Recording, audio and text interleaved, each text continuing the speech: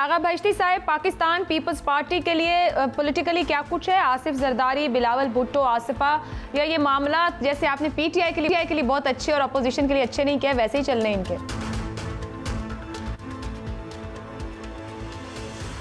बाहर के Pakistan people party और खुसूसन बिलावल के सितारे जो है वो मुझे ऐसे लग रहा है कि मेरी एक इल्मी राय है, अगले जो सेटअप जो है वो इसमें बिलावल का बहुत ज़बरदस्त किरदार नज़र आ रहा है और पाकिस्तान पीपल पार्टी एक दफ़ा फिर अपनी जो वक़ार है वो बेहतर करती हुई नज़र आ रही है और मुश्किलात से निकलते हुए और जिस तरह परेशानी है पार्टी के पीटीआई जो पार्टी की जो परेशानी है उससे निकल कर आगे आने वाले 2022 में शादी के भी सितारे उनके जायचे में मौजूद हैं।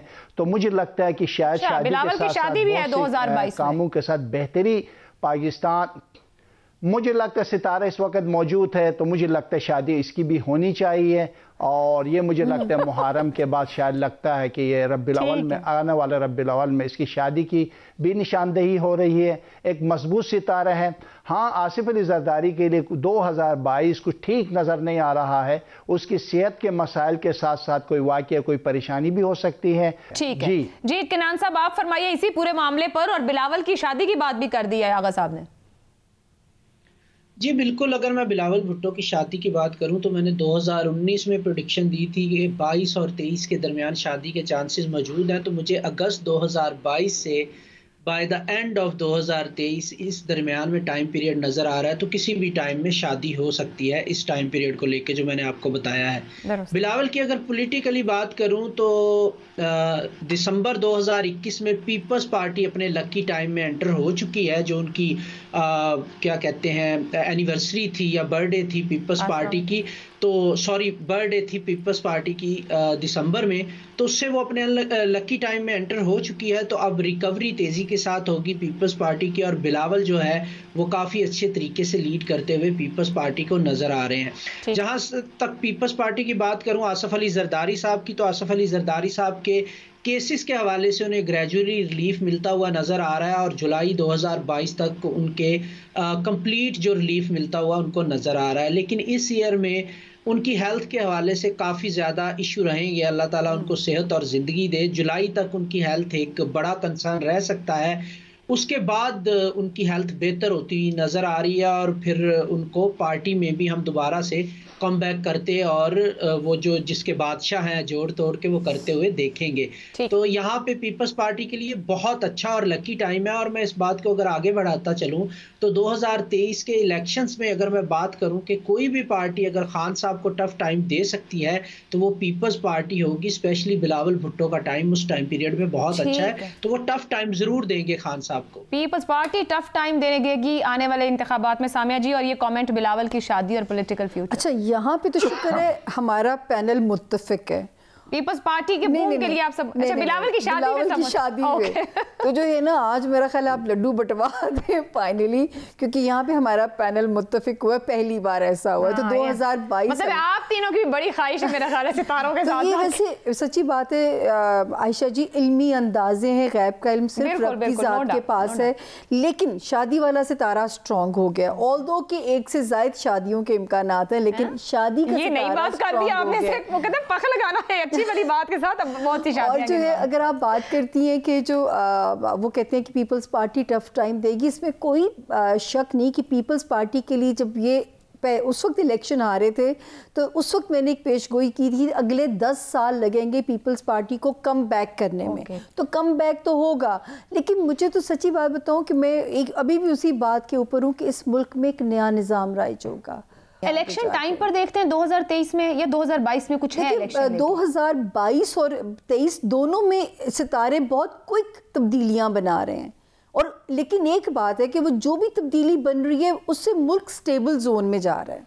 वो क्या है ये नहीं पता। ये सच्ची बात है, यही तो गैब का इल्म अल्लाह के पास। मौलाना फजलुर रहमान के लिए 2022 नहीं, मेरा ख्याल है कि बहुत ये मेरे उनका जायचा आ गया कि वो हमेशा जोड़ तोड़ के लिए इस्तेमाल हो जाते हैं। केपीके में तो बल्दियाती में और लेकिन ये कि स्क्रीन से बैक स्क्रीन भी नहीं जा रहे और बहुत लाइमलाइट में भी नहीं आ रहे। मेरे सामने उनकी मौजूद रहेंगे, हाँ जी, स्क्रीन पे मौजूद रहेंगे। आगा साहब, आप फरमाइएगा मौलाना फजलुर रहमान के हालात, और क्या पीडीएम कोई एग्जिस्ट करेगी या बस अब समझें हवा निकल चुकी पीडीएम की?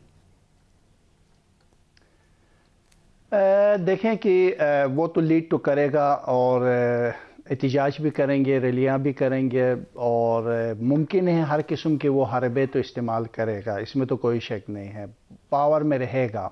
मगर जिस तरह सूबाई सरहद KPK से मुमकिन है कि 1-2 सीटें वो निकाल सकता है, अलबत्ता 2022 में जब हम ख़त्म करके 2023 इलेक्शन में दाखिल होंगे तो फिर भी उस वक्त जब एग्जैक्ट डेट होगा तो फिर उसके बाद भी हम हतमी फैसला करते हैं कि इस डेट में किस के सितारे, इस घर में कौन उरूज, कौन जवाल, कौन हारने वाला, कौन जीतने वाला, इसमें बहुत सी बातें पता चल जाता है।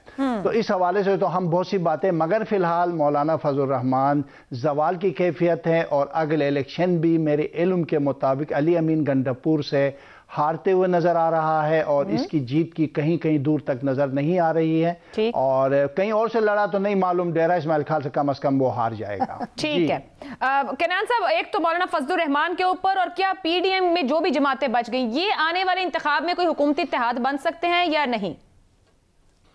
देखिए मौलाना फजल रहमान की अगर बात करूं तो जून 21 2022 के बाद उनका टाइम पीरियड लकी स्टार्ट हो रहा है, तो मौलाना साहब का पॉलिटिकली स्ट्रॉन्ग कमबैक होगा और वो हमें लाइमलाइट में भी नज़र आएंगे और डेफिनेटली वो ऑपोजिशन करते हुए नज़र आएंगे हमें, और उनका कमबैक होगा, वो आवाम को अपने साथ जोड़ेंगे भी और फेम गेन भी करेंगे, जिसे कहते हैं ना वोट और सपोर्ट का गेन करना, तो वो डेफिनेटली करेंगे वो 2021 में, जैसा कि वो नहीं कर पाए, और एक नई डायरेक्शन लेके नए तरीके से वो एग्जीक्यूट करेंगे अपने प्लान्स को।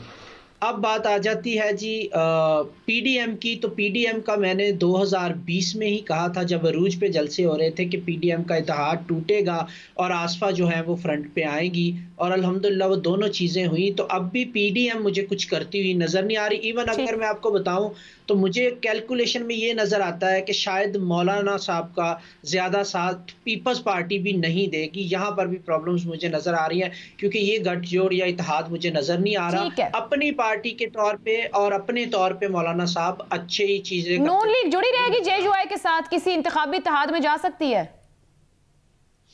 देखिए नून लीग की अगर मैं बात करूं तो डेफिनेटली वो उनके साथ एहतजाज की हद तक जुड़े रहेंगे, लेकिन प्रैक्टिकली हमें नजर नहीं आएंगे। ठीक है, जैसे हमने लास्ट टाइम पीरियड में देखा, ठीक हो गया, नजर आ रही है। हुकूमती इत्तेहाद के ऊपर भी बड़े सवाल बनते हैं। 2022 में MQM, JUI, MQM और काफ लीग ये जुड़े रहेंगे हुकूमत के साथ?